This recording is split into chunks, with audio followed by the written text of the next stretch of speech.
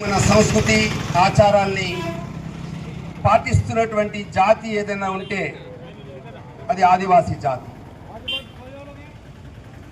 ఆదివాసీ జాతి ప్రజలు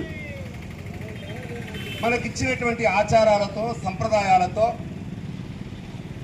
ప్రపంచంలో ఉండేటువంటి అన్ని దేశాల యొక్క పర్యావరణం కాపాడబడుతుంది.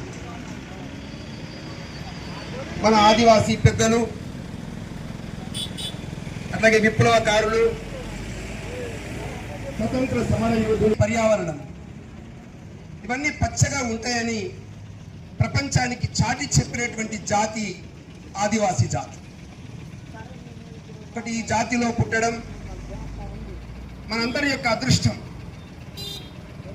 అయితే ఆశ్చర్యం ఏంటంటే ప్రపంచంలో 96 దేశాల్లో ఏ సంస్కృతి సంప్రదాయాల్ని పాటిస్తూ ప్రపంచంలో వచ్చేటువంటి నవతరానికి ప్రేరణాదాయకంగా, స్ఫూర్తిదాయకంగా ఈ జాతి నిలిచిందో అటువంటి జాతి యొక్క సంస్కృతిని, అటువంటి యొక్క జాతి యొక్క సంప్రదాయం, ముఖ్యంగా అమెరికా, ఆస్ట్రేలియా, న్యూజిలాండ్, కెనడా లాంటి దేశాల్లో ఈ సంస్కృతి యొక్క మూల వాసుల్ని సుమారుగా 7,50,000 మందిని పొట్టన పెట్టుకున్నటువంటి శత్రువులు, ద్రోహుల కారణంగా మనకు 96 మిగతా దేశాల్లో చాలా వెనుకబడినటువంటి జాతిగా మన జాతి మిగిలిపోయింది.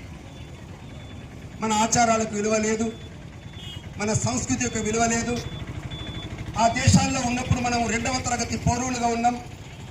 చిన్న చిన్న కుగ్రామాల్లో, అడవుల్లో బ్రతుకుతూ ప్రభుత్వం ఇచ్చేటువంటి పథకాలకి ఎటువంటి సౌకర్యాలు అందేటువంటి పరిస్థితి లేదు. అటువంటి పరిస్థితుల్లో ప్రపంచంలో